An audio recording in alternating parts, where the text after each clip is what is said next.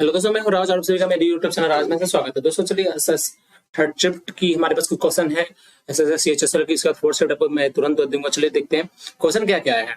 सबसे पहले क्वेश्चन आया था ओलंपिक 2024 का आयोजन कहाँ किया जाएगा।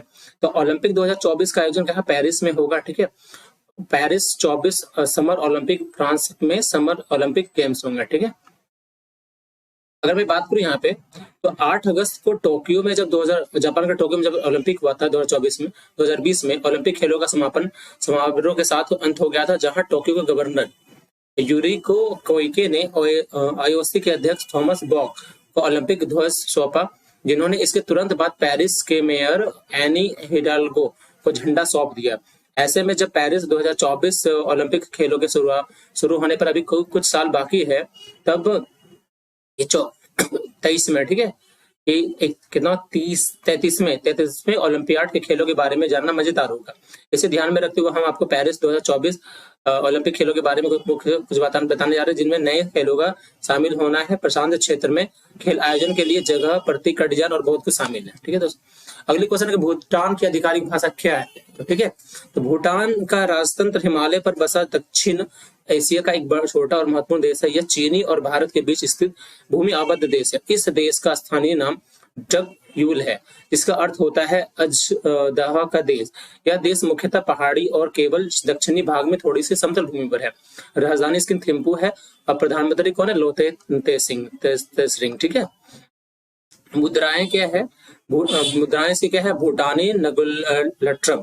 ठीक है, नगुलट्रम है। ठीक है, भारतीय रुपया है इसका मुद्रा। ठीक है, और जनसंख्या इसकी इतनी है। ठीक है, देख लीजिए विश्व बैंक का है ना, विश्व बैंक के अनुसार राजा जो है जिग्मे खेसर नागल वांगचू के आधिकारिक भाषा इसके क्या है, जोनका। तो इसमें जो क्वेश्चन पूछा था आधिकारिक भाषा, तो जोनका है। ठीक है, पीबीएनओ3 को गर्म करने पर क्या होता है, पीबीएनओ3 गर्म करने पर उत्पाद प्राप्त होता है। इसको लेड नाइट्रेट एक अकार्बनिक यौगिक है, इसका रासायनिक सूत्र क्या है, पीबीएनओ3 होता है। ठीक है, अल बरूनी की पुस्तक इनमें से कौन सा पूछा था। अल बरूनी द्वारा जो पुस्तक है वो तहकीक हिंद और किताब उल हिंद है।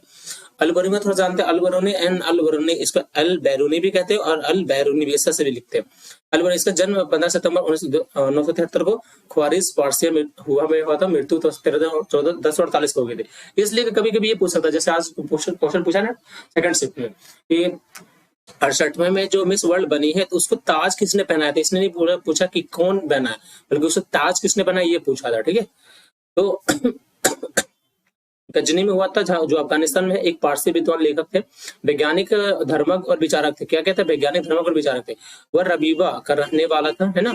इसका जन्म ख्वारिज में हुआ था।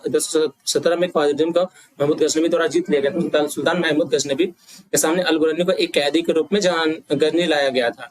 किसके रूप में, एक कैदी के रूप में। अल बरूनी को एक कैदी के रूप में लाया गया था गजनी। ठीक ना, या इतिहास को देखेंगे किसके रूप में, एक कैदी के रूप में लाया गया था इसको।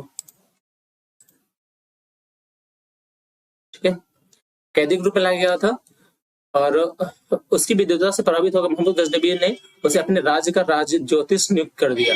अल बरूनी ने किताब उल हिंद नामक पुस्तक की रचना की। अल बरूनी अरबी, फारसी, तुर्की, संस्कृत, गणित में करता था। भरतनाट्यम कहाँ का नृत्य पूछा। भरतनाट्यम का सबसे प्राचीन नृत्य माना था। इस नृत्य को तमिलनाडु में देवदासियों द्वारा विकसित किया गया था। ठीक है, क्वेश्चन आए थे शिक्षा का अधिकार किस संशोधन में जोड़ा गया। तो शिक्षा का अधिकार जोड़ा गया था संविधान संशोधन 86 में। ठीक है, 2002 में अधिनियम शिक्षा के अधिकार के माध्यम से एक मौलिक अधिकार के रूप में पहचाना जाने लगा। लेख जो है 21A इसलिए सम्मिलित होना, जिसमें कहा गया है आया राज्य के रूप में इस तरीके से विधि द्वारा निर्धारित कर सकते में 6 से 14 वर्ष की आयु तक के सभी बच्चों को मुफ्त और अनिवार्य शिक्षा प्रदान की जाएगी। ठीक है, अगली क्वेश्चन है कि 2011 की जनगणना के अनुसार मृत्यु दर कितनी थी। तो भारत 2011 की जनगणना के अनुसार देश में 5 वर्ष से कम आयु के बच्चों की अनुमानित राष्ट्रीय जो मृत्यु दर 55 थी। 1990 में यह दर 126 थे। विश्व बैंक के आंकड़ों के अनुसार भारत में मृत्यु दर 7.30 प्रति 1000 व्यक्ति प्रति वर्ष है। ठीक है, अगली क्वेश्चन है बांसुरी से संबंधित कलाकार कौन कौन से हैं। तो बांसुरी के बारे में थोड़ा जानते हैं। तो यहाँ पे जो मेन फेमस होते हैं वो हरिप्रसाद चौरसिया है ना, वो जाने जाते हैं। ठीक है, एक मिनट रुकना।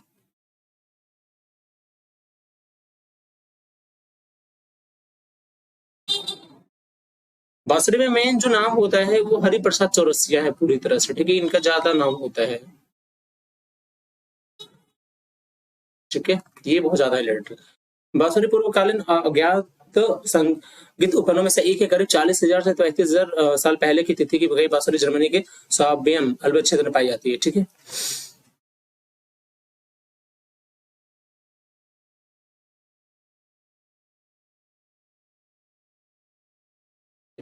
फिर एक क्वेश्चन आता है अकबर और हेमू के बीच कौन सा युद्ध हुआ था?